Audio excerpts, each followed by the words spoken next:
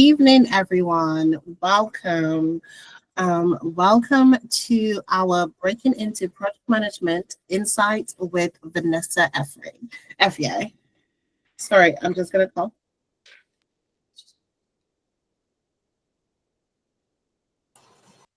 I apologize, everyone. I'm just recovering from the summer flu, spring flu. I don't know what it is, but I'm just in recovery. I want to thank everyone for joining us on time today. And I'm looking forward to a very informative session this evening. And please do, if you have any questions as we go through, please add it to the chat or add it to the question section in Google Meets. If you don't know where that is, on your screen, if you're on a laptop device, on the bottom right-hand corner, you will see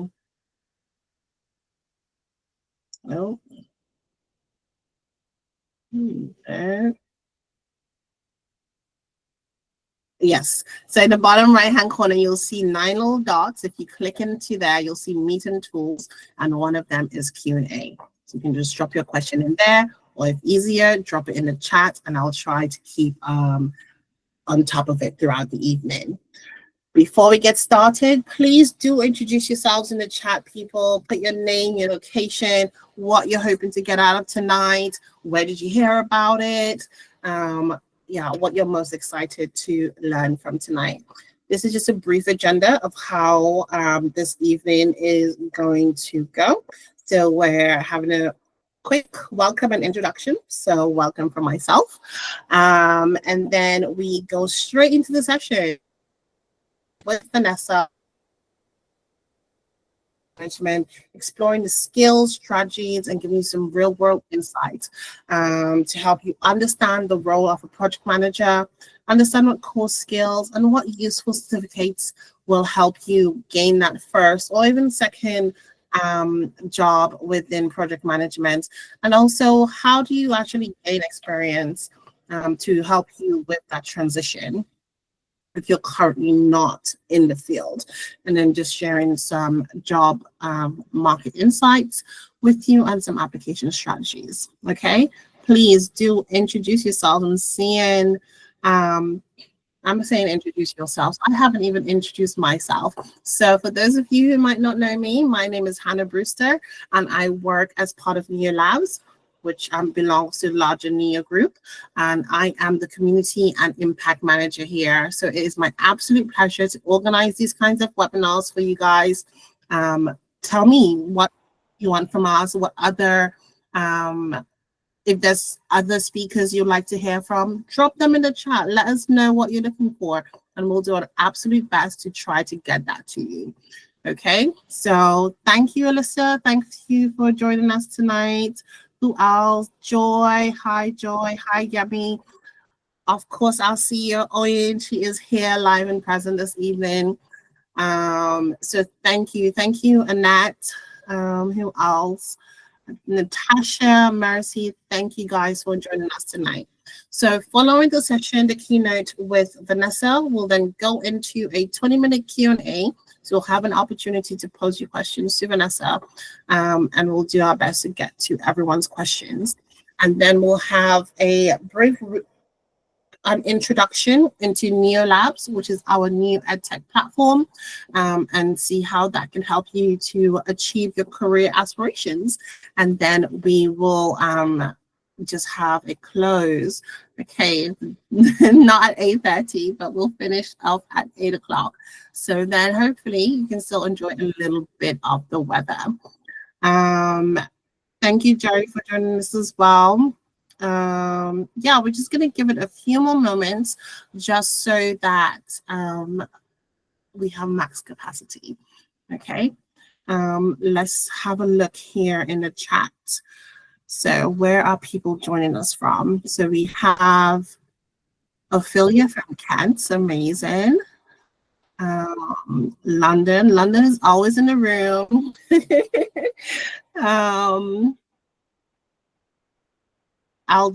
Aldamira, I apologize if I'm butchering your name, but thank you for joining us tonight. Karina from London, hoping to find out more and see if this side of tech is tech you currently in, to get into. That'll be good to know, so we can see how we can support you transition. Jade is joining us. Jade is excited to hear all the insights and tips into transitioning into PM. Essex again. Oh, I think I've just gone. Oh, so many people saying hi. Sorry, guys, if I can't get to you. Or if I'm like going over. We have Victoria, who is joining us from Wales, and she is currently doing a master's in project management. Absolutely brilliant. So you want to know about the applied side, postmasters. How do you actually apply those skills into developing a career within project management? Peterborough, wow, this is one that we've not had before. Hi, Annette from Peterborough. You're my next door neighbor. I thought nobody knew about Peterborough, so welcome, welcome, Annette. Got Meek here from Kent, Angela from Berkshire. We have Hemel Hampstead in the building. Thank you, Yummy. Glasgow, wow, welcome, Ruda, welcome from so far away. And welcome, Tossin. Tossin joining us here from London. I'm just looking forward to the session. Absolutely brilliant. Okay, we've got Carlos here who has a project management background within development. I would like to transition into the tech sector. Brilliant. Well, you already have half the skills. All you need now is the right CV and the right opportunity.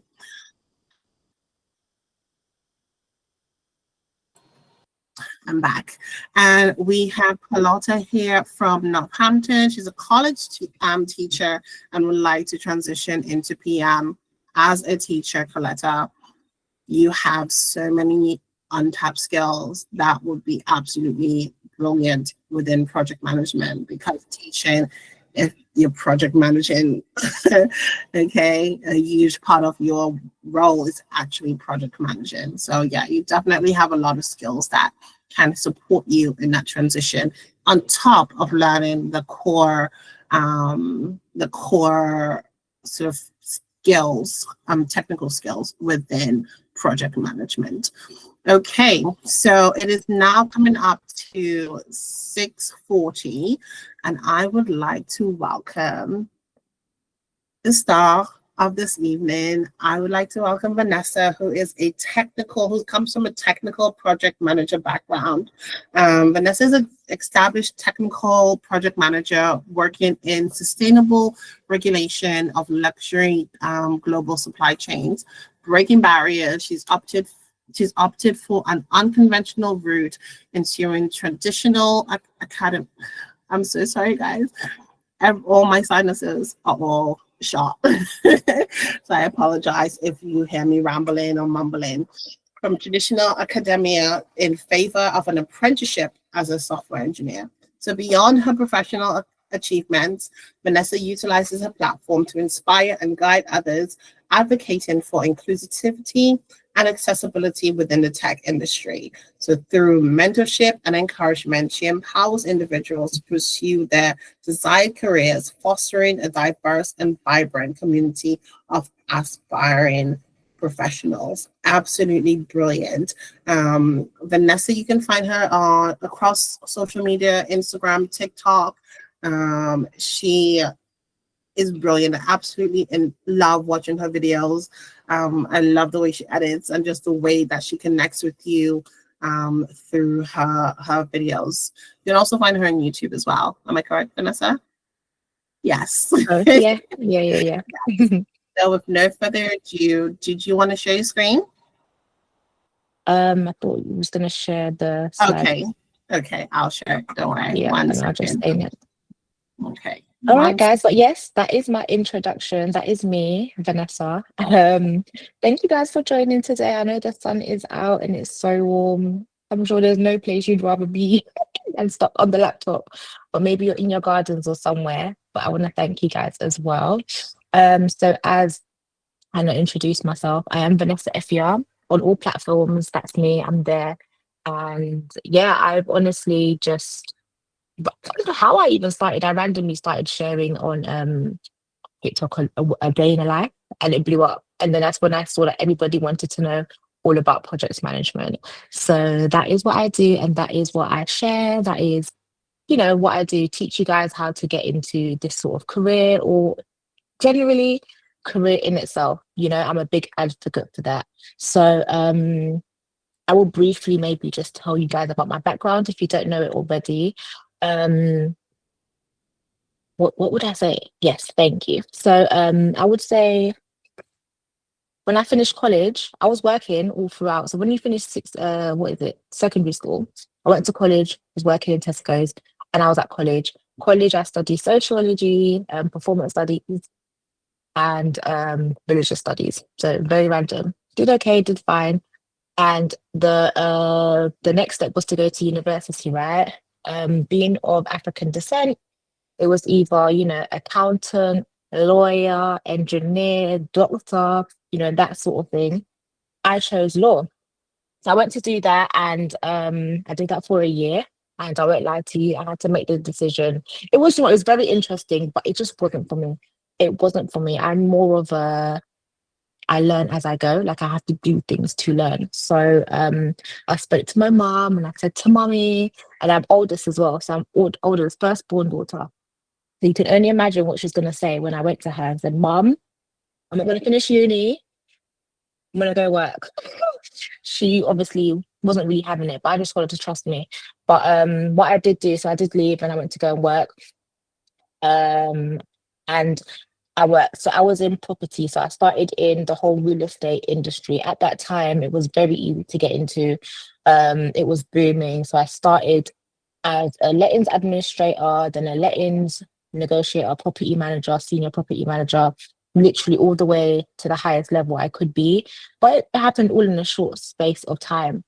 Then I was like, okay, I've got some office skills and whatnot, but I don't want to stay in this industry. This is not really it for me. It's very like not fast paced. You work hard, like you work a lot. I don't want to do weekends. I don't want to do any of that. Oops, can you guys still hear me? Sorry, I didn't want to do any of that. And I was tired of working with people and their complaints. So I remember just doing research on what it is that I can do. And obviously I was like, do you know what? I do need some sort of qualification in this life. Like I need something to back up something. So I found out about, and I wasn't going to go back to uni. I did think about maybe going to do part-time because I didn't want to lose out on making money because I'm already making money. But then I found out about apprenticeships, right? So I did an apprenticeship. At that time, um, I would say it was great because good companies, reputable companies, and apprenticeships were being open into different industries. Whereas, if some of you may remember, whatever apprenticeships was just for things like plumbing, hairdressing, you know, like manual labor jobs or like labor jobs. And there's nothing wrong with that. But I was like, I don't want to be a hairdresser. Like, I don't want to be a plumber. I don't want to be, someone that works outside doing stuff like that. So honestly, thank God they started introducing apprenticeships in IT. So after doing research and actually through a recommendation, one of my friends was actually working in an investment bank, and they approached me and said, Vanessa, we're doing apprenticeships in our business, blah blah blah, and it's within IT, technical, blah blah blah, software engineering. And I was like, what is that? And I would say software engineering is kind of what kickstarted my whole career within the IT industry and, beyond. It's what made me, I guess, kind of delve into this. So anyways, cut the long story short, I did go into the apprenticeship. It was in software engineering, which is back end coding. So there's different types of engineers. You can have developers, you've got software developers, you've got front end, back end, you've got testers, so many things within that industry. And coding is, do you know what it is? It's not hard. It's what's hard, like it's not hard to do. What's hard is keeping all that information in your head. And what's hard is that you have to constantly keep learning. It's a skill where if you don't constantly use, you're gonna forget. Anyways, so I did that, but I was doing back end, so I'll do that in an investment bank. And I thought, you know what, this is quite boring. I'm not really talking to anyone. I'm building things, but not knowing what it's actually doing, what it's producing, the effects of it in the business. There's something like I want to do something else. I need to kind of get out of this.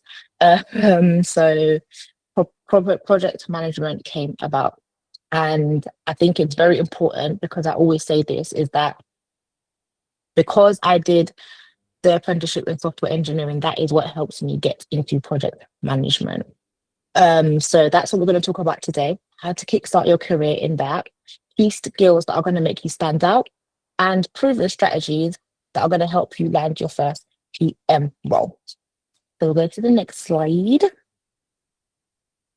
So this is what I always say: you don't need the title project manager to start.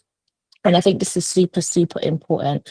I always say to people, if you've ever managed a process, if you've ever been responsible for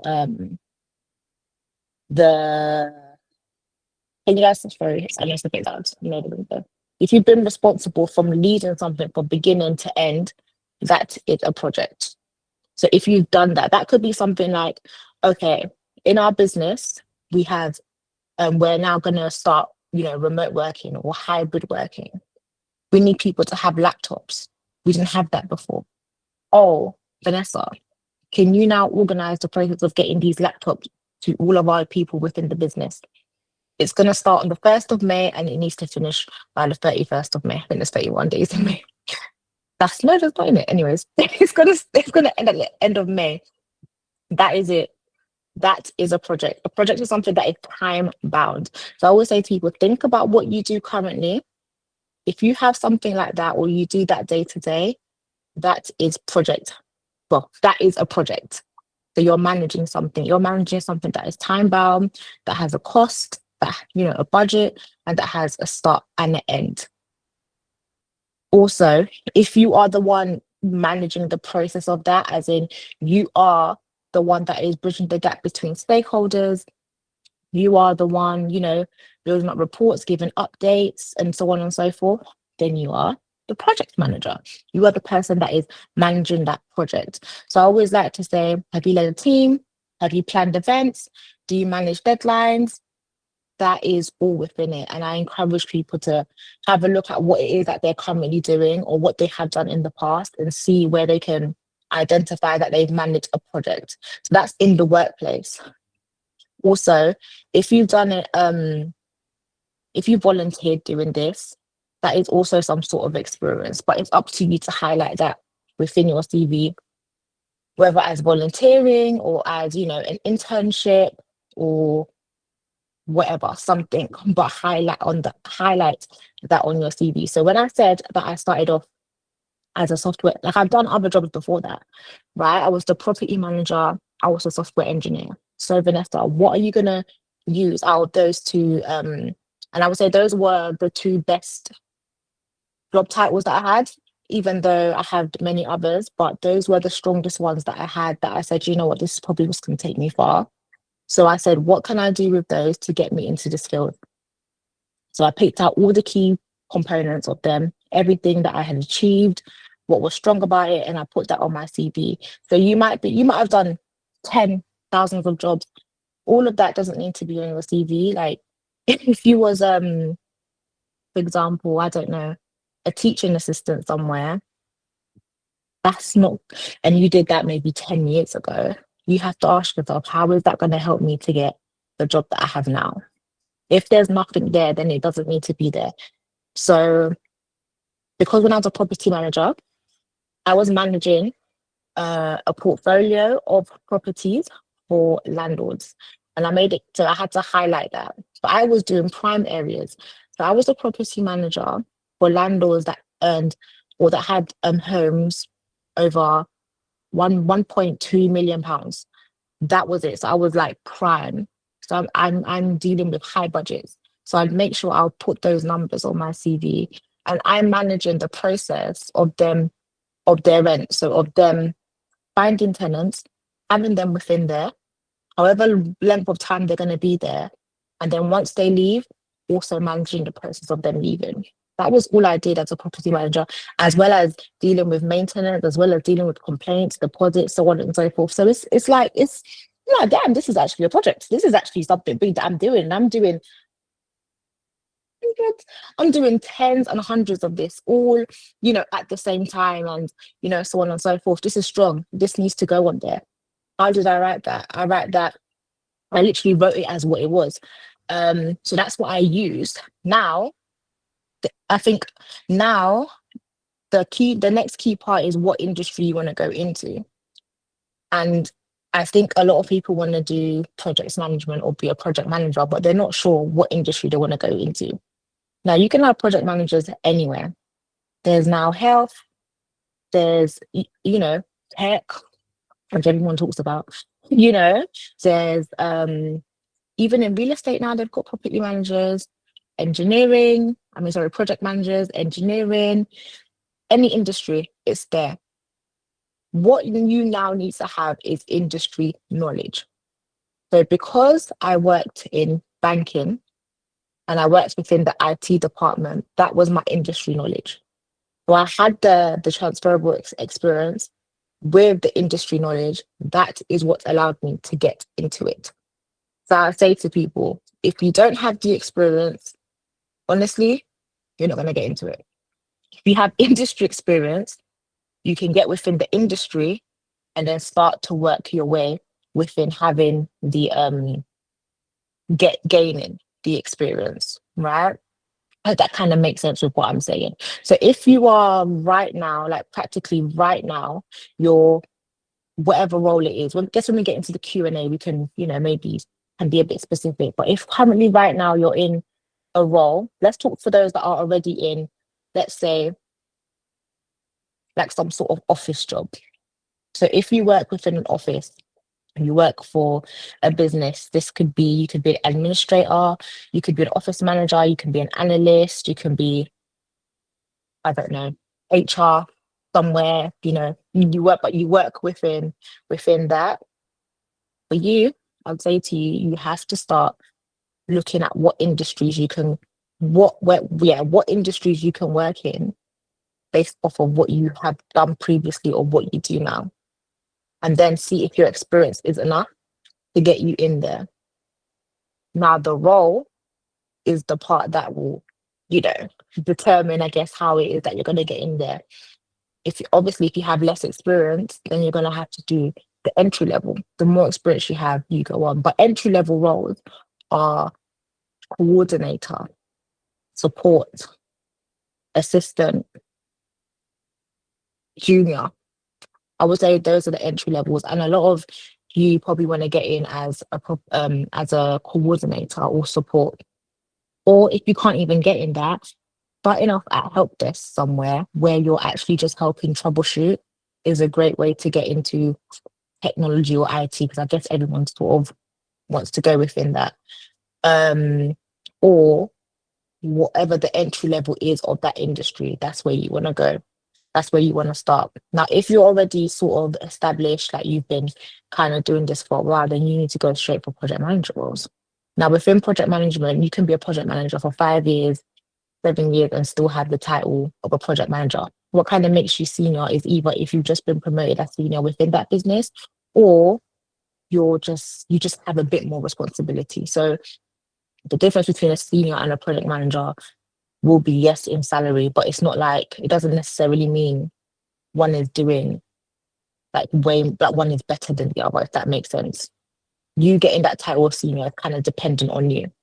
What makes you, but then you also have technical project manager. That is someone that deals with technical projects. So things that are technical are things that, involve developers, data, it's who you're working with. So if you're able to translate tech language, then you're technical. Oh, you're able to understand, the ins and outs of whatever that technical part is, whether it's cybersecurity, you're able to have conversations on that. You know what's going on, whether it's networking, whether it's, coding. That's what kind of makes you technical. If you're just a normal project manager, then you're just normal within what it is that you do. Then you also have IT project managers who are just within like IT. So they might deal more with laptops, networking, desktop systems, infrastructure, that sort of stuff. And then I guess every company will tailor it to whatever. So you can have, oh, I'm a digital project manager. That's because you're working on digital projects. That would be all sorts of things to do with websites, AI and so on and so forth. I'm a marketing project manager. I'm sure you guys get the drift. That's that. And then you also have things within, then you've got program manager, portfolio manager, and yes, it can go beyond that. But that's what I would say you would sort of need to start. Find your experience, find your industry, and create a roadmap that's going to get you there. And I always get this question all the time. Oh, what certification do I need? Which one should I do? Oh, everyone's always telling me. And let me tell you something. If you don't have physical hands-on experience, forget about the certification because it doesn't mean nothing. The certification just shows that you have knowledge. It just means, okay, you read the book, you sat the test and you passed. Okay, but can you actually do it? Show me how you've done it. Show me what you've actually worked on that cost, £500,000 and you succeeded at doing that. If you can't do that, then I don't give a toss about whatever certification you have. So I always encourage people, yes, you can do courses that are going to give you the knowledge to help you and to allow you to, have those conversations in interviews or even at the workplace and to help you know what, how to do your job for free. But once you have that experience, then start chasing that certification because not only will you pass, but you'll pass actually knowing what it is that you're doing as well. And then that certification is just bumper for, I guess, more salary or something. It's like, oh, eventually you have to do it. Do you know what I mean? It's like, okay, I've been doing this for, like, you can do it for a long time without having one. Then at a point, it's like, do you know what? Let me actually just get it done. It's what kind of seals the deal. And I always encourage people to get your companies to pay for it if you can, and I'm a bigger of spending their money and milking companies. I say this all the time, milk them for everything. If there's free courses if there's little courses that are on Udemy, they have courses for like £20, whatever.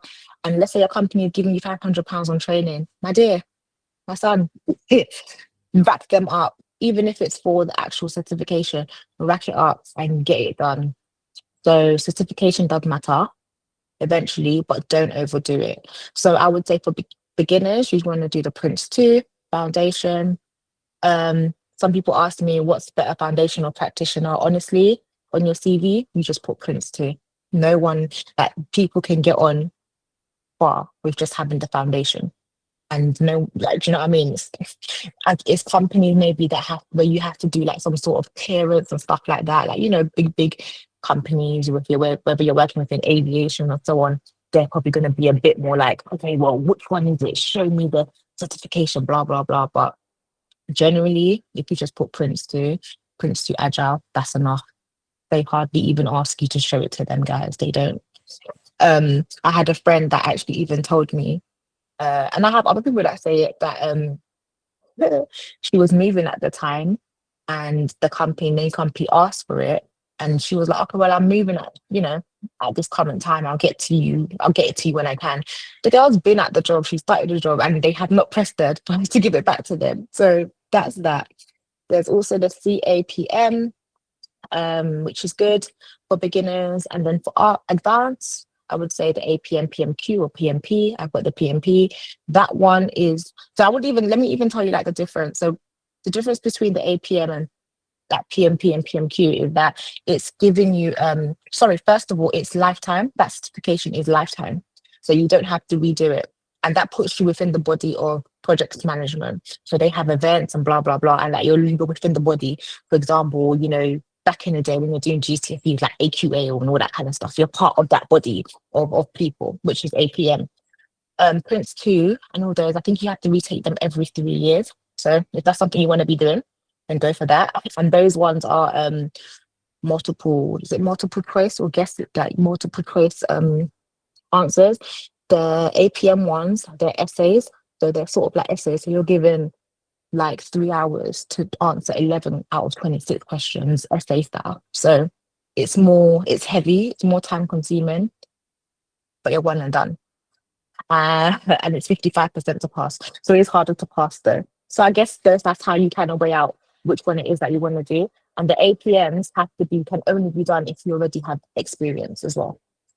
And then you've got Agile, so the CSM and an Agile PM. So those are the certifications that I say are like the best ones, the ones that are, if you like do research, they're highly reputable and they're reputable nationwide.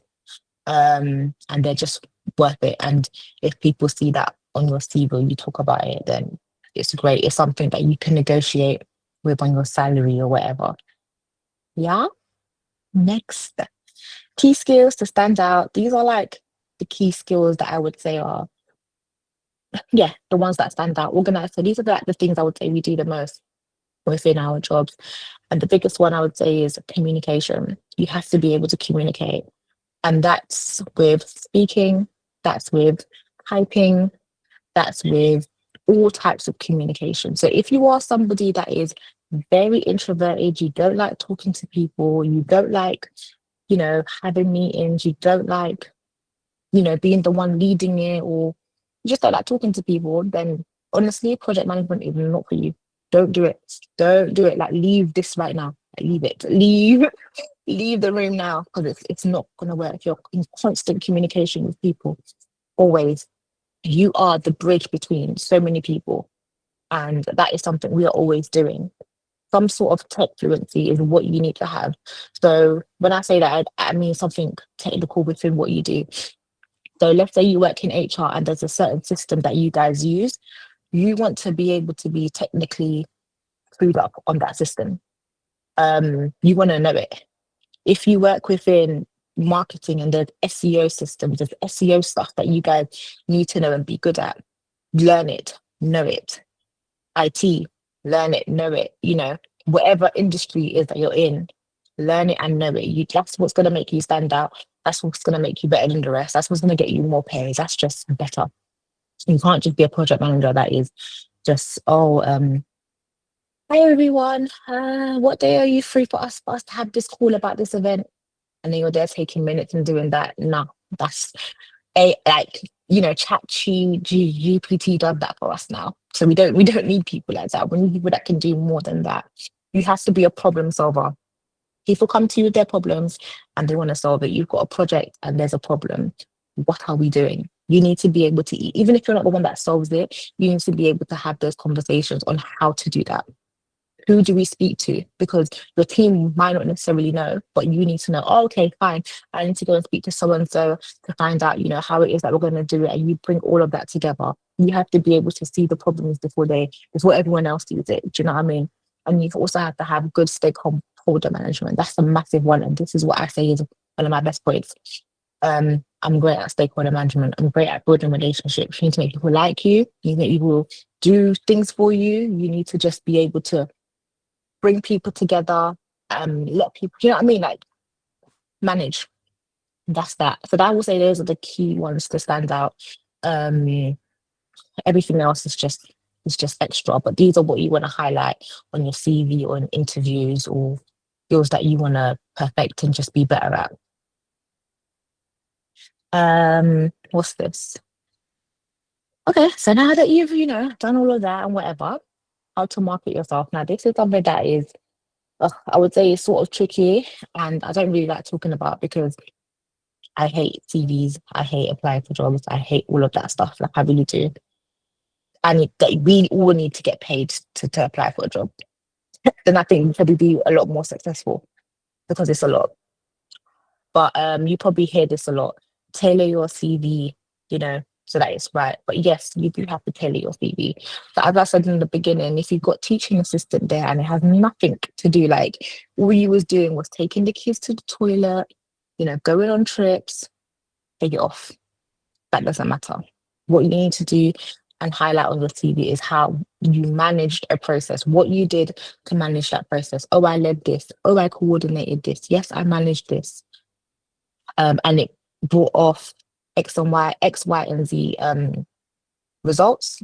That's what you want to put on there. I always say to people, look at the job descriptions that are out there. and use that to make your CV.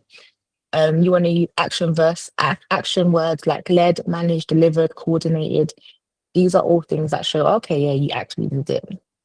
Um, and you want to quantify your results.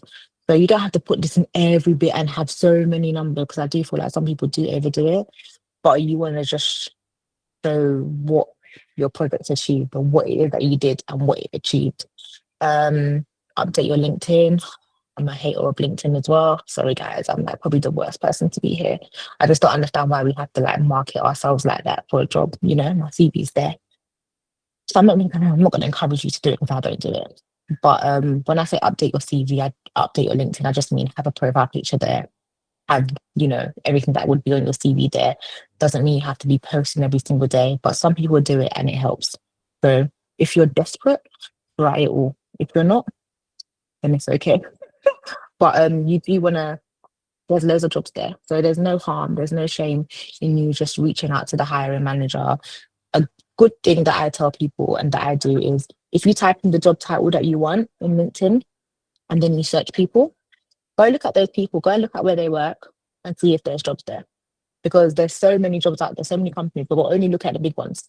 Everyone wants to work for the big fives. Like, come on, there's so many other great companies out there, startups. So go and look at that. So search, go on LinkedIn, search in the job title you want, go to people, and then go and look at where people are working and see if there's jobs there. Also, whilst you're doing that, look at what their past history is. How did you get there? Oh, you were the sales advisor and now you're this.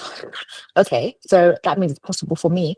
Or you was a sales advisor and then you became, I don't know, you started working in sales and then you became this. All right, so maybe let me try this next route. So you go and see people's routes on get into places, and whichever one is closest to yours, just copy it, guys, and just do it. What else? Share your wins, lessons, and project reflections. Do this in that on your CV, or I would say do that more when you're interviewing. What's next? Proven strategies to land your first role. So I would say to people, if you're transitioning, that's the thing that makes it harder for people to transition is the money, because you're going to go for a pay cut. And that's something you have to sort of consider. If you're transitioning to something new, you're going to have to take some sort of pay cut. Now, what that amount is or what you can take is up to you. But if you've got no responsibilities and whatever, just take the pay cut. It's not that deep. We're in a recession. There's nothing to buy anyway. So just go, just go and just do it. Take it. It's not that deep. You have to see, oh, I might be 10K less today, but next year, in 6 months' time, 8 months' time, I'm gonna be 20K more, like more than what you really was. Like you have to strategize, guys. You have to see the bigger picture. And if you're unable to see the bigger picture, if you don't have a clear roadmap, if you don't have a clear path that you're taking, then obviously you're not going to see it and you're not going to take those risks and those jumps. So start from the bottom and work your way up. Like you actually have nothing to lose. But just don't be lazy, just do it. Especially if you're young, especially like I said, you've got no responsibilities, do it. Now, for those that are maybe older or you've got responsibilities, like, you know, you've got a partner and both of you have to work, you've got mortgage, you've got kids, you're a carer, you know, you're paying your car fine, I don't know, all of that stuff. Now, you might be like, well, I can't really take a pay cut right now. What am I going to do? Good question. You have to look within where you are currently and see if there's a way for you to either shadow somebody else or pivot. Um, if there's project managers within your company, you have to like speak to your manager. Actually, when you're having these appraisals, like they're there for a reason, speak to them, tell them what it is that you want, especially if you've got like a manager that's really, really good. You know, good managers are how to find a good manager is if somebody progress. If you're not progressing, your manager's rubbish. But if you're progressing or people within the team are progressing, then you've got a great manager. And mind you, you can also go to your workplace and request new managers. Have like you can do it. Just don't make it seem like it's bad, but it's like I want to progress sort of thing. There's talk to people from HR that can write you a letter or tell you how to do it properly, but there's ways to do it. And you have to basically use them to get to where it is that you want to be if you don't want to take that you know, massive jump. or you just have to make the jump of go to another company that's going to allow you to sort of do it, but you won't really have to take that big of a pay cut. That's if you're transitioning. So transitioning when you have, massive responsibility and you don't want to take that pay cut can be quite challenging. But like I said, if it's only for a period of time, so I will still encourage you to try and do it. Obviously, you're not going to be crazy and go for a massive one where now you can't pay your rent and you're in debt. No, make it make sense to you. I would also say network on LinkedIn, meet people. You have to speak to people. And now when we say network, it's not just, building and getting connections and blah blah blah. You also have to have some sort of stakeholder management in this. You need for someone to recommend you, they need to trust you and they need to know you. Like I'm not gonna recommend you just because you gave me your name and number and it's like, oh, I'm looking for a job. No, because you're putting my reputation at risk now. Do you know what I mean? So you have to build that relationship with people. It's long, but do it. And also keep learning. You've got Neolabs, you've got PMI.org, you've got Coursera, and guys, there's YouTube. YouTube is free, free. Like Google is your best friend. Like I'm even tired of people asking me certain questions on my videos. Like Google it, Google it first. Try and put it together like yourself first. That's the problem. A lot of people, a lot of you guys, including me, we're lazy. We want someone to just tell us. That's why we're all here on this webinar. Yeah, let Melissa come and tell me how to do it. I ain't got time to go on Google and figure it out. I ain't got time to put two and two together. I hope she even gives me a roadmap. I hope she tells me where the courses are. I hope she tells me the price. Listen, I'm only going to tell you so much. The rest you have to go and do it yourself because this is how you even learn at work. Go and research. Do you know what I mean? This is how you learn on the job. That's why sometimes some of you are scared to go and do certain jobs because you're like, oh, I don't know how to do it. Ask your manager to do your job. Ask them. They're going to struggle. A lot of us learn on the job. And if you're not good at researching, if you're not good at looking for things, you're not good at watching videos, learning, trying to figure out yourself, then you're never going to make it in anything. So use that. And then also, just ask people, ask whenever you're having interviews or whatever, what can I do now to transition into project management? But obviously that's why you're here in this webinar. So I want to tell you. And that's it. And that's that. But I think we can get more out of the Q&As, but that's like a rough just me blabbing away. But it's kind of hard to blab when there's no one talking back to you. It's a bit of a struggle. But if you do want to connect with me, I'm Vanessa Efiya on Instagram. I would more I'm Vanessa Efiya on TikTok. It's got two ways, I think, on TikTok. I'm Vanessa Efiya on YouTube. I do put out project management vlogs. Sorry, not vlogs, videos on YouTube. A lot more is coming where I kind of just talk more in depth, not 30-minute videos, but just more in depth about something. Whereas, TikTok is short form. So I'm trying to be quick with it. Join on Instagram and there as well. I'm not sure why I put my email address there, but I should have thought about that. But there's my email address. But also, but before, it's even important. But let me say something. Before you message me, before you email me, I will give you some tips and do this with everybody. Be polite, have email etiquette.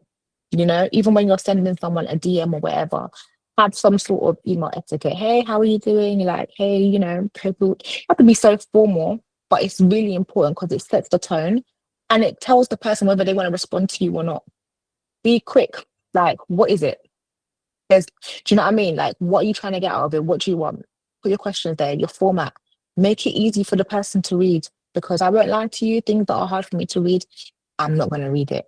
I have a lot, same as you, we've all got so much going on. Do you know what I mean? And we just have to make things a bit easier for other people.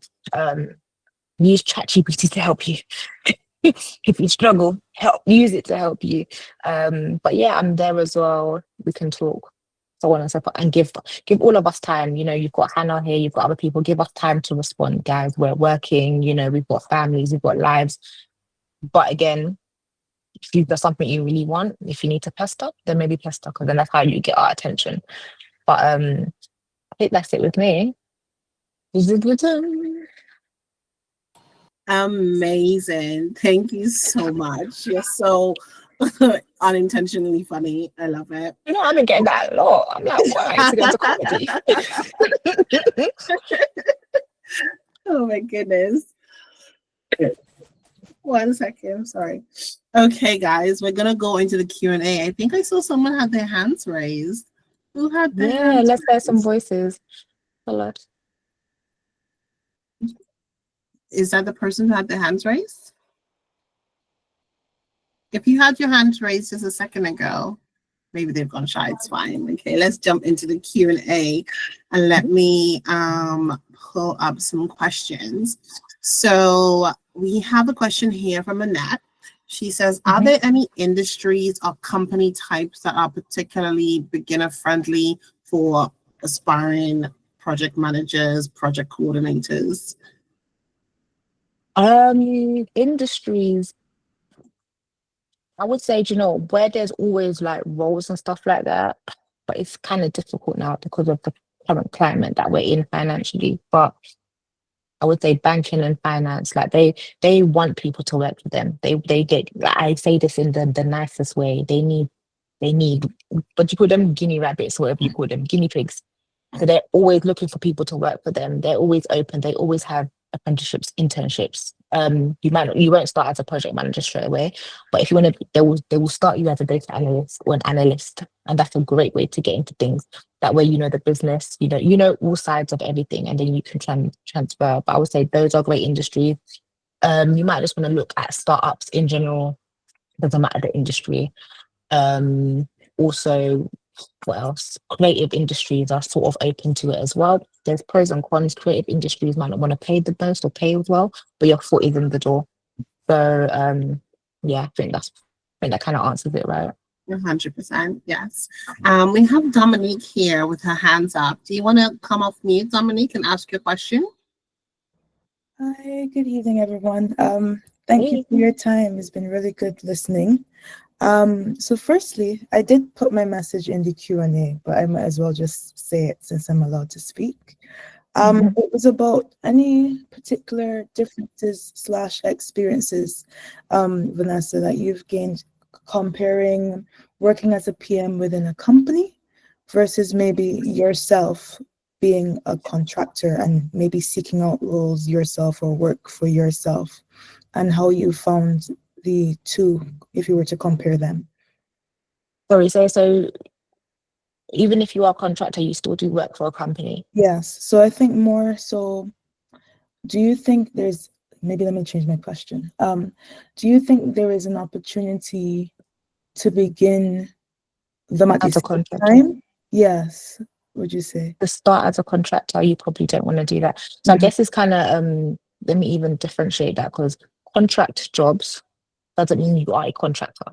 mhm, So if you're doing a FTC, that's 9 months. Like FTC doesn't mean you are a contractor. You're just working on a contract for a specific amount of time. Where you are a contractor, you are registered under HMRC, under Companies House, as a limited company or a sole trader. mhm, So that means you do your own taxes. That means that company is hiring you to do a job, as opposed mhm, to a company hiring you to do a job. It's kind of the same thing. But that is what is different. mhm, Um, Now you probably don't want to start off as a contractor if you don't really know, if you're new to things. mhm, You don't want to. It's too is like you when you are one, they contact you to do the job. So you need to be able to do it, and you need to be able to deliver because of the amount of money that they're paying you. mhm. So you need to be confident in doing that. Like I said, you need to be able to deliver. So if you're not like confident in doing that, then probably not. Sure. Plus, you might want to, they're not going to hire you if you don't have enough years under your belt anyway. Doesn't make sense. Like, you won't do that for yourself. You're not going to hire a DJ that started DJing 2 weeks ago to DJ at your wedding. Like, do you know what I mean? You might as well play your own Spotify. So, yeah, that's that. Does Mhm. that kind of answer your question? Yes, So you that want to have, has. yeah, so you want to have at least 5 years under your belt, like realistically speaking. So like, you can do it earlier just because of how the industry, like how everything is now. Mhm, But honestly, 5 years is good because you will feel really confident, and it's just more that I value that. Like, do you know what I mean? It's a number that is more valued.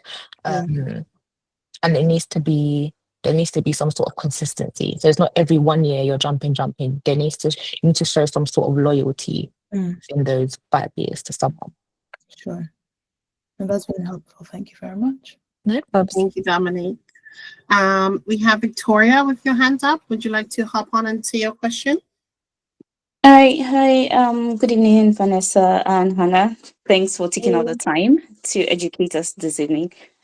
So my question, I just need clarification actually. So, I'm from Ghana. I'm currently in the UK. I'm studying project management. So I worked in Ghana as a relationship manager in the banking and finance sector. I have 10 years experience in that field. So looking to pivot into project management, I wanted to know where I should start from, because earlier on you mentioned that we should go for the junior roles, coordinator and all of that, if we are getting into the system as new PMs. But considering the experiences I've had, I want to know where I should start from. Yeah, and what did you say your current title is? Sorry, Magnus. Sorry? What did you say your current title was?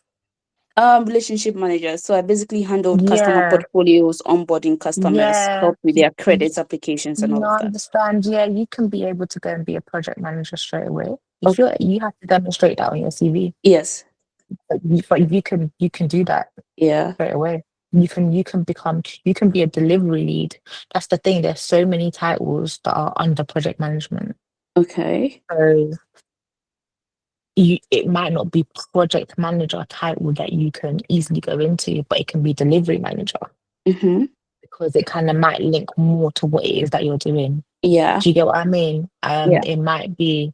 We even have relationship. Well, it's kind of the same thing what you're doing though. We also have that kind of sits under project management, Mm-hmm. but I think you can easily make that transition. Okay. But I would say it's easier for you. It will be easier for you to do that within the company that you're in now, and then if you want to move on, then move on. Okay. So that means I can still do it within the banking sector here in the UK. Oh yeah, 100%. Okay. All right. Okay. Thank you so much. 100%. No problem. All right. That's brilliant. Fantastic question there, Victoria. Okay, we have one other person with their hands raised. We've got Meek. Do you want to come off mute and ask your question? Hi everyone. Hi Vanessa. Thanks for taking the time. Just a really quick question, and I really hope it's not a silly question, but I see a lot of content online. I've been following you for a while now. There's a lot of content online, and people were saying, you pivot into project management. If you've done many things, you can be a project manager. But in terms of like the actual act of pivoting, and I guess part of it is definitely confidence, but how do you use your transferable skills to understand, I mean, especially if you haven't done a certification like Prince 2 or APM or anything else? Yeah. How it needs to, yeah, I know what you mean. It needs to make sense. Yeah. Pivoting is not like, you could be a nurse. You can't just go straight into project management. I think I've even made a video about this. It don't make sense. Like, you have, honestly, this is through independent research that you'll be able to find what that actual route is. But I would say that best and easy. Or what do you do? What do you do? I'm a civil servant. I work in the Home Office, so I know, and I handle projects. Yeah. So it's not like necessarily it's new to me, but the way in which my organisation would run a project isn't the same way as it. No, 100%. I know I've mentored a lot of you guys. So I feel like when a lot of people, like content creators, are making content about, pivot, tailor your CV, be confident, and everything else, there's a lot of, and it's useful, and it's helpful, and it's encouraging, but there's not a lot of content out there as to how to apply or how to. Okay, yes, you've run a project, even in your daily life, not necessarily even through work. In your daily life, you've run projects if you've done this, that, and the other. Yeah. But in terms of, okay, if I'm trying to pivot into whatever sector in project management, how do I know when to do a stand-up meeting?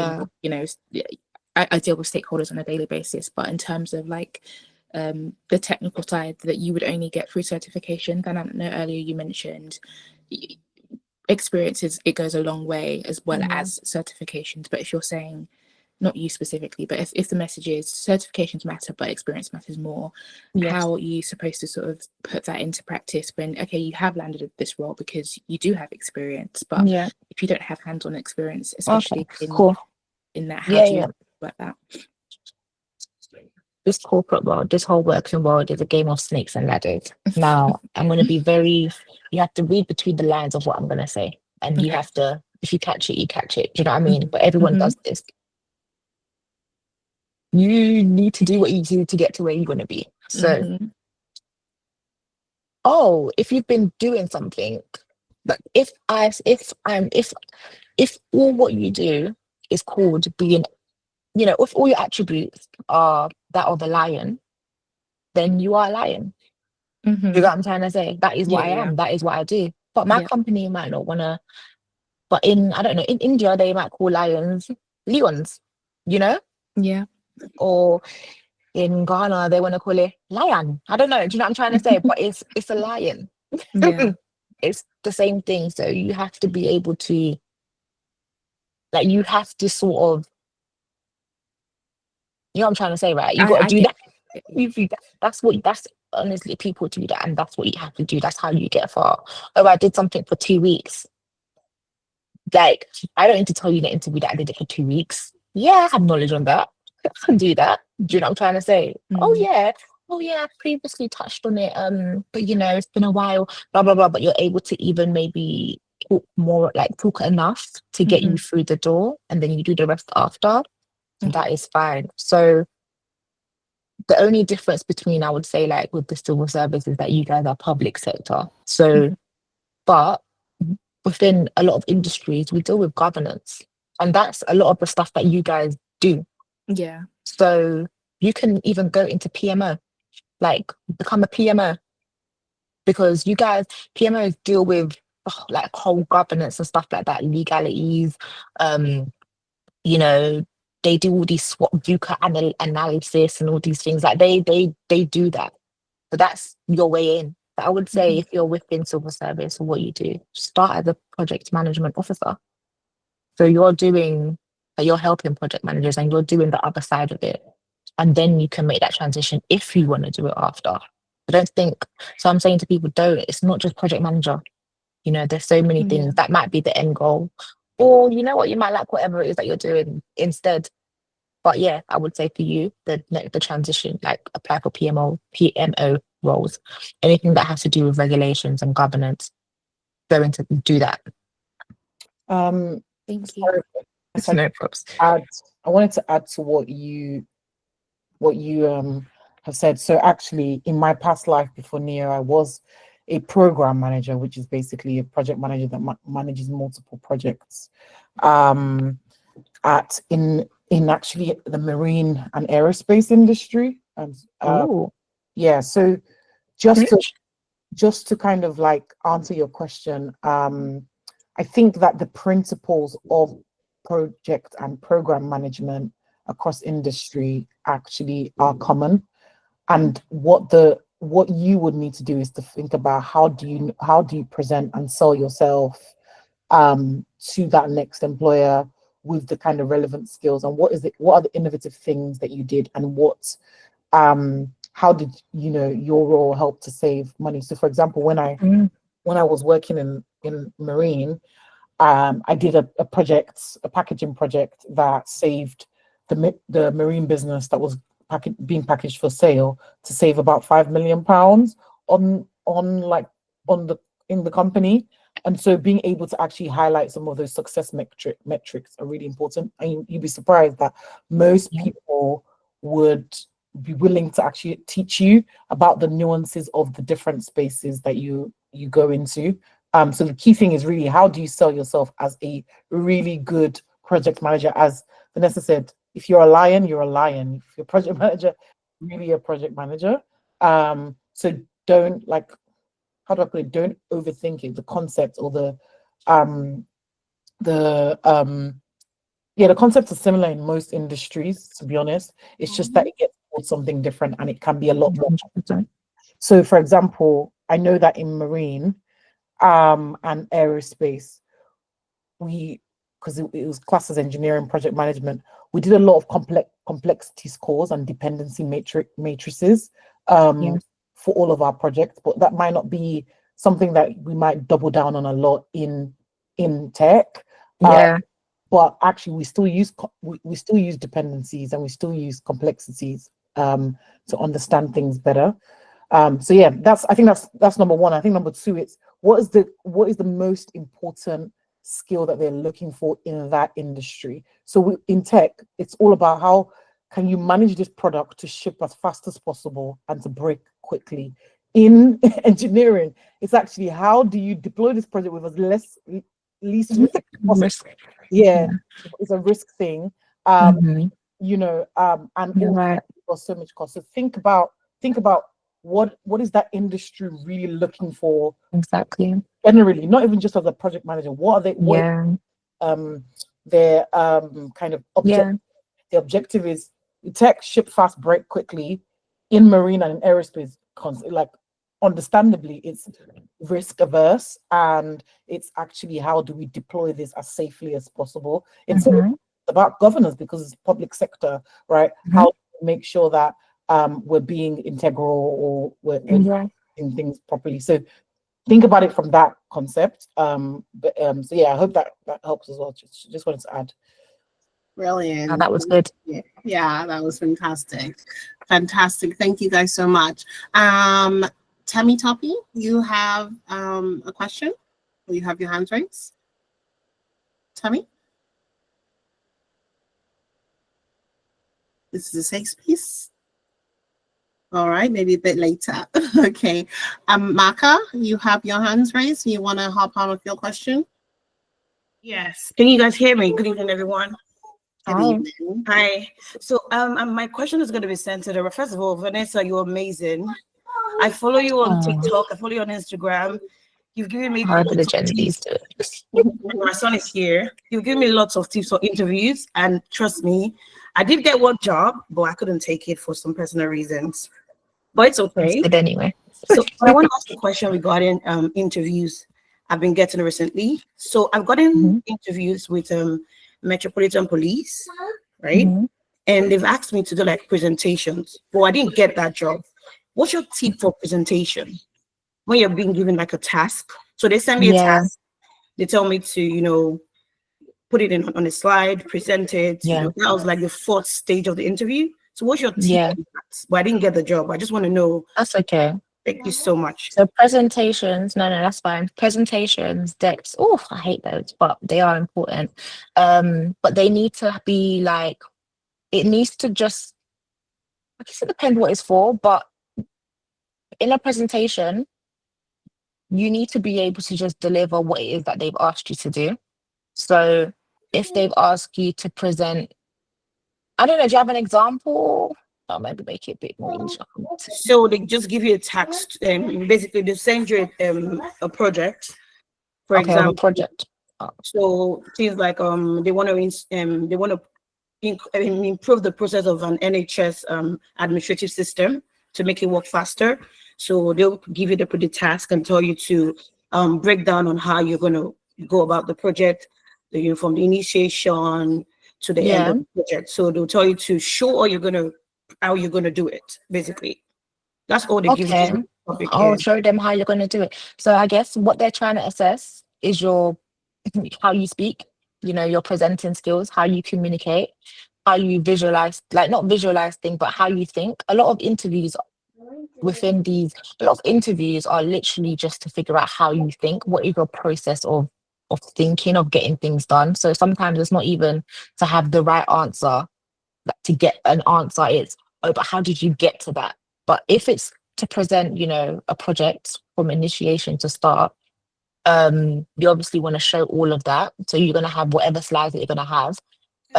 You're going to have you're going to have a slide at least for every project life cycle, whether it's what's it, iterative, linear, sometimes I forget these things, or whether it has the extra 2 at the end or whatever. That's the process that you want to go down. So they want to probably figure out, why did you choose to do it agile way? Why, whatever. And you don't want to have everything on there. You want to have key points that you want to have things that you want them to see, but you're also things that you're gonna say. How do I explain it? You're gonna have things on there that Yeah. are important to be there, like if it's numbers, if it's budgets, blah blah blah. Mhm. But they're not everything, because then you're gonna speak about it, you're gonna present it, right? But Okay. that's pretty much it with presentations, I guess. Like, again, I would also say sort of know your, like, the industry. Like, if I'm going into banking and I'm doing a presentation, it's not going to be all fuzzy colors. It's not going to be pink, blue, and green. No, it's going to be Yeah. very corporate, standard background. You're going to have, like, you want to put your red, amber, green, Green, yeah. what level, where are we? You want to have a high level deep breakdown, that's there, that already tells us where we are we on track? Because everyone just wants to know, are we on track or are we not? How much of the budget have we eaten? How much do we have left? Sure. That's the key points that you want to have there, and then you can have all the other tables and stuff underneath, but then the rest is you speaking, right? So that's what I would say. When it comes to presentations, it's all about confidence, really. I don't think they care so much about what is on there. Is, can you do it? And what were you able to put enough of the stuff that was in there? Do you know what I mean? Yeah. That's what I would say. That was, thank you so much. Appreciate that. Yeah, there's Canva as well. Canva will find the style that you need. Yeah. Please, nobody should be going on PowerPoint and trying to figure it out themselves. Even ChatGPT can write it for you, and you fill it in yourself, right? Yeah. But yeah, Love the advice. Absolutely love it. And 100% with Yeah. presentations, less is more. And it's not about getting all your words on the presentation. It's just enough words on there to prompt your continuous conversation, and also just some key takeaways for the interviewer. You want to talk more, because if you just put it all on the presentation, then you're they're just just reading read it. it. Yeah. And by the time they finish reading it, you're still talking. So they've zoned out because they've already absorbed all the information. Yeah. So And the worst thing to do, sorry to cut you, is to read off of your presentation. Okay. So it says, oh, and today we don't read what is on there. People do that. It's really bad. Like, you can read maybe the first sentence. After that, it needs to be about something else. You can't. It's not a good practice. Yeah. Sorry. I'd say it. Okay, because I think lately they've been bringing lots of tasks. I think these companies are doing. I'm noticing that.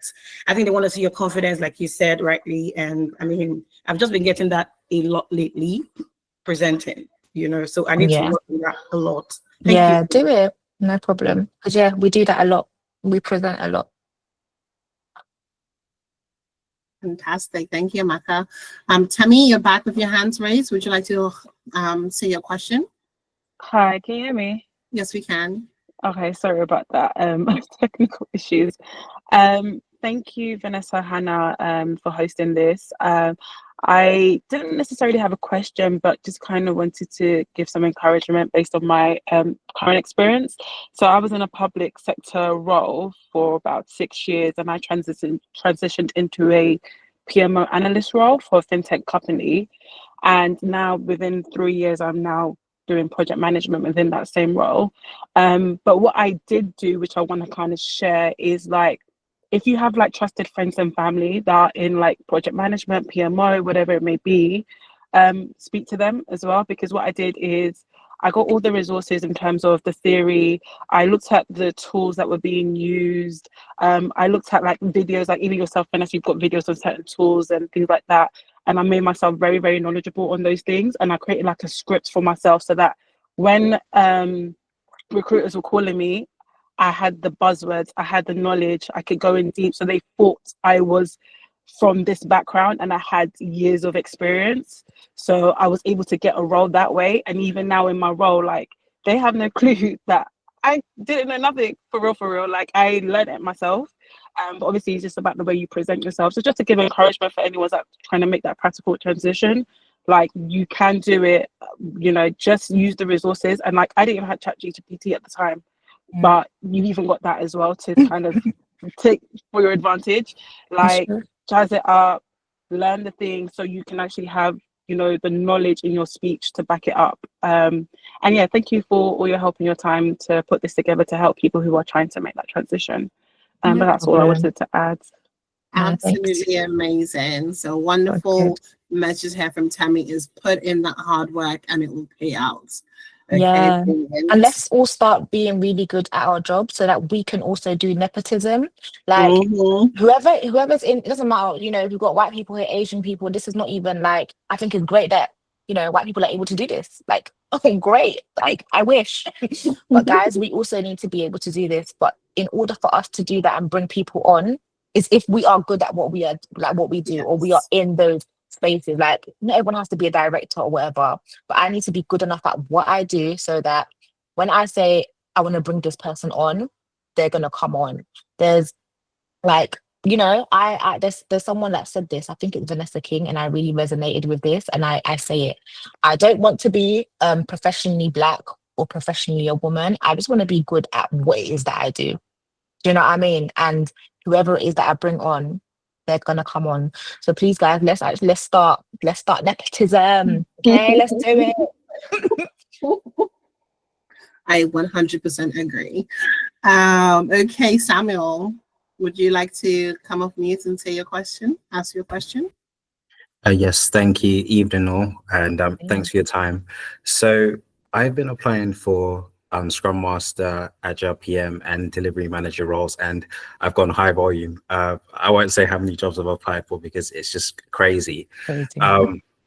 Would you advise that maybe I now just kind of look at entry-level roles or kind of open myself up to other things? Because I'm at the point now where I'm just like, something kind of has to change, you know, in my strategy. I've been very creative with the CV, you know, tried to kind of call in some favors, you know, et cetera, et cetera. But now I'm a bit like, what do you do? But does it make sense though? Like, can you actually be those roles? Like, because sometimes it's okay, that's what I want to be. Okay, but can you actually do it? Like, is your CV actually, not even is your CV may be demonstrating it, but does it make sense? Like, for example, because Scrum is there's a particular way, like there's a particular way of being Scrum or doing Scrum. Like, I'm not too clued up on it, but I know it's different to being a project manager, for example. You're more so focused on the team. You work very fast paced. You're all about, you know, you work in sprints. It's like, let's motivate him. Yeah, let's get this done, blah, blah, blah. Like, does your job do that, for example? I don't know. It's like, it has to make sense because sometimes it's, yeah, I've been doing this, my CV's good, but it's just doesn't make sense, and that's why you're not getting the role, because it's not matching, or because, or like literally that's it, or there's a problem. Like, the problem will lie within the CV somewhere, basically. That's what it means. But I think Oyin, she's got more years under her belt. Maybe she can go on this a bit more. Thank you. Thank you. I mean, I've been out of the project management. I mean, to be fair, I feel like I still do project management because, you know, I feel like entrepreneurship is like project management pro. Anyway, I had a question for you, Samuel. So what is your experience so far, number one, and also what certifications do you have so far? Yeah, so I have the Prince 2 Foundation, the PSM1 certification as well, and essentially what I did is like some training, and I've like got some kind of help, like putting some experience like on my profile. Oh, those ones. Sorry. Sorry. Yeah. Also, what, you know what I mean? What industry have you focused in? So it is, so the projects that I'm kind of like working on are like mobile and cybersecurity. Okay, so that's kind of like what I'm, technology. Okay. Yeah. I think when it comes to like from again my experience, really, I was never a Scrum Master. I was always like a program manager. But from my experience, when I looked at Scrum Master, they always had that coaching experience, and more of like the people management experience. So positioning yourself as a thought leader is probably going to be really, really important. And getting belts. So I don't know if you've heard of like yellow belt, black belt. This was more prevalent in engineering. So we had yellow belts, we had black belts, and then we continued to kind of get more belts. So actually doing more like very specific certifications like that actually validate some of those thought leadership that you do bring. I would also say you should take part in hackathons and challenges, especially because you're in cybersecurity, because those show that you actually can ship things fast and you can do a lot of sprint planning, which is what Vanessa was talking about, and demonstrate that in your abilities or your experiences. And if you've done that already in your kind of current workplace, show that. How have you developed your leadership skills? How have you developed your leadership skills? How have you developed your ability to be able to influence people and do like retros even in small manner, and just position yourself as a thought leader in that space. And also, you'd be surprised networking with kind of other Scrum Masters, getting yourself Scrum Master mentors. Yeah. They would be able to support you. I'm not sure if you're already doing some of these things, but I do have a mentor as well. Yeah. Okay. And then the last thing I was going to mention, one of the big things in Scrum is being a process-driven owner and a process-driven person. So how are you able to demonstrate your process-driven approach in your experience? Have you built processes? Have you defined processes? Have you developed a new process that saved the company money or allowed the company to make more money? Like, those are the little things that you need to be thinking about in your CV. At Neo, when we do CV reviews, the way we kind of teach our learners is we actually get people to think about, okay, with that experience, what is that one tangible project that was impactful, and how do you demonstrate that impact with some metrics? So, for example, I own this process, and this, before this process, this is where we're at. After this process was implemented, this is where we're now at. And these are some of the kind of things that I did to champion the team. So like, look very closely at your CV and really, really, really like be a lot more refined in the process. That's just my advice, really. Yeah. Awesome. Thanks, Vanessa. Appreciate it. No problem. Okay, brilliant. I just want to fire one last question at you before we then move on. And that question comes from Kimberly, and it's, what is the biggest lesson a failed project ever taught you in your journey as a technical PM?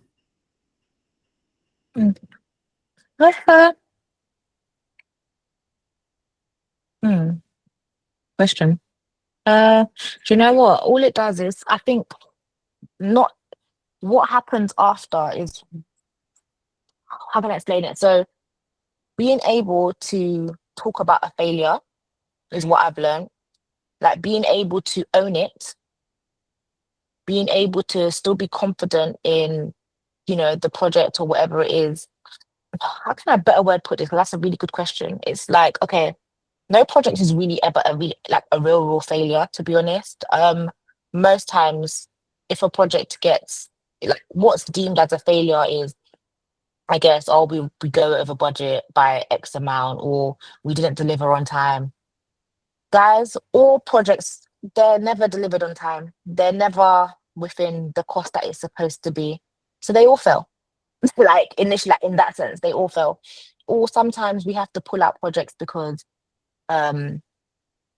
like this, I don't know if any of this US tariff stuff has happened, and it changes things, there's regulations, there's laws that change things, so we have to stop the project. It's deemed as a failure, but I guess what I've learned more so is how to like still continue within that failure. So when I'm speaking to my stakeholders and they're asking me, okay, but why didn't we do it on time?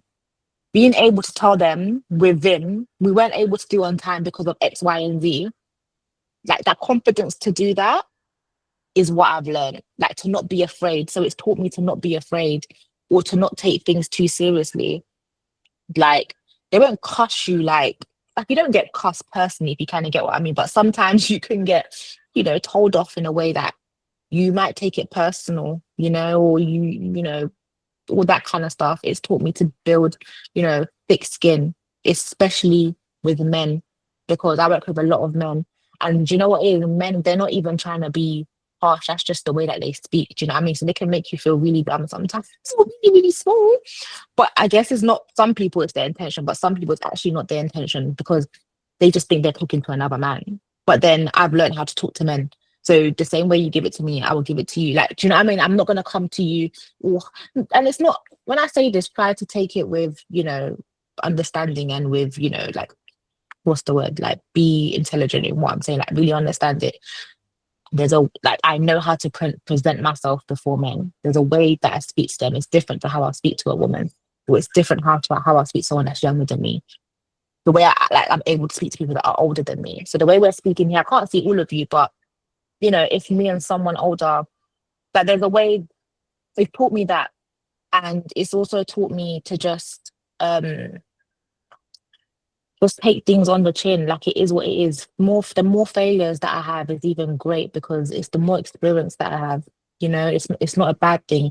What's most important is if you're able to, you know, we call it like lessons learned. If you're able to learn lessons after your project, that's the biggest thing, because if you want to do it again, you've learned from the previous failure and you're able to now make it different, and so on and so forth. So a failure is a good thing. It's honestly like, failing is great, guys. It's good because it tells you what not to do. Like, the next time you do it, it'll be better. It's part of project management. That's it. So that's the biggest take I've got from failures and whatever, I guess. Brilliant. Love that. Thank you so much, Vanessa. It's been absolutely breathtaking having you here with us tonight. And you've made it gone so fast, so quick. And there's just been so many wonderful insights and fantastic questions as well from you guys watching us tonight. But before we leave, I just want to bring Oyin up onto the stage, front and center, where she's going to talk about Neo Labs. Oyin is the CEO and founder of Neo Group, and Neo Labs sits under that. And we have a whole host of different brands and different activities that we do. But tonight is brought to you by Neo Labs, and Oyin is going to introduce it to you and tell you more. Hey everyone, first of all, thank you so much to Vanessa for taking out her evening this like rare sunny day to spend time with us. I really appreciate you, Vanessa. Really thank you for you pouring out so much to the community. And also thank you to you all for joining as well this session. Just wanted to kind of just do a bit of an introduction into like Neo Labs. A lot of you have been asking about courses that you can do. How can you learn about some of these principles? That is why we're here. So we started Neo Labs because we wanted to change the way learning is done and the way people get into roles. So we created this concept where you can actually learn and earn points in the process, and also learn collaboratively with friends and with mentors and so on and so forth. So we launched this platform a few months ago, where you can learn as many courses as possible. And we do have some project management courses on there. We also have software engineering courses, data courses. At the moment, I think we have about 20 courses on the platform. So if you are interested in learning a little bit more about project management, if you're new to that space, do join, and we will continue to like upload more and more courses in different aspects of digital technology, and even the beauty space as well.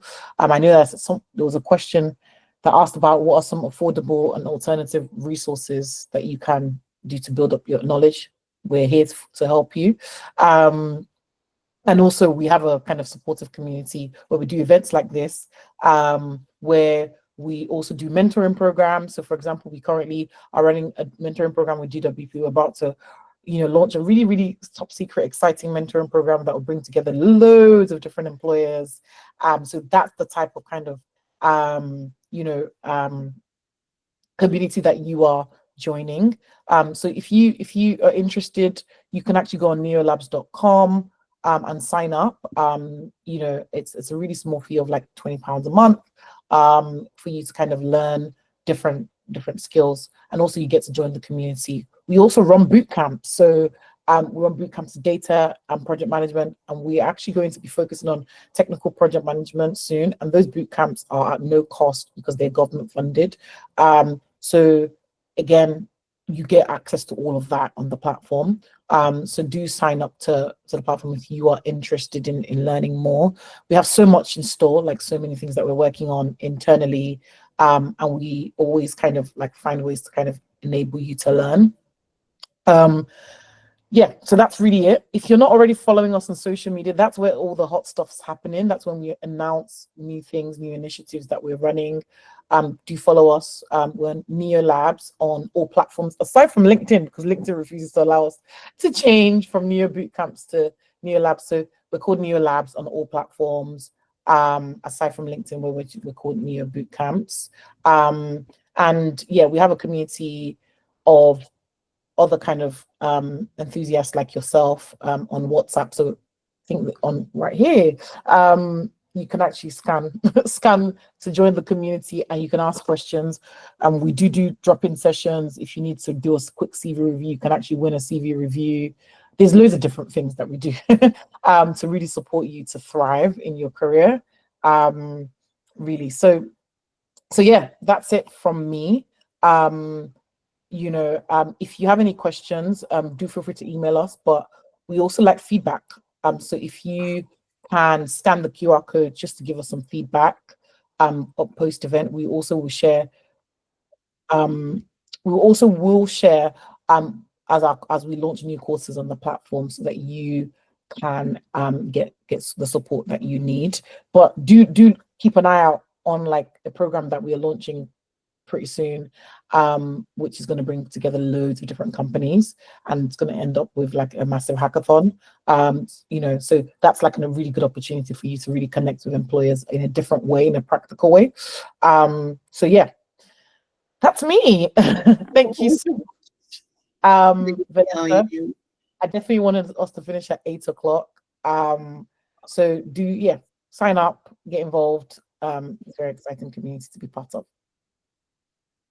Absolutely brilliant. Thank you so much, Owen. And honestly, guys, it's really exciting time here at Neo, and we have so much in the works, so much down that pipeline, and I'm really, really excited to see how 2025 and beyond shapes up. I thought someone had the question, that's fine. But thank you so much, Vanessa. I hope that we can collaborate on something like this again in the future, because you have been an absolute gem tonight, and it's been so fun and so engaging. To someone who asked, will the recording be shared? Yes, you will. The recording will be shared in 7 days, because I need to edit and get it all set up. But the recording will be shared post-event.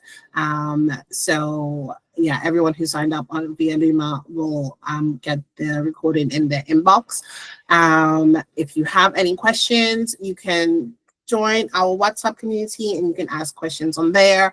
You can email me, hannah@neo.co, and you can find us on social media, like Oyen said, and drop any questions you have there. But yeah, have an absolutely wonderful evening. Rest of the evening. Thank you all for being so engaging. Thank you all for sticking through this hour and a half.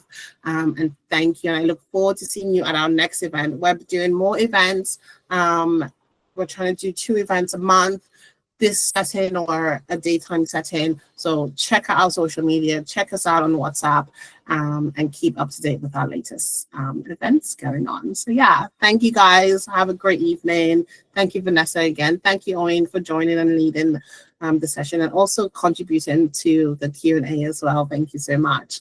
So yeah, have a great evening, everyone. Bye.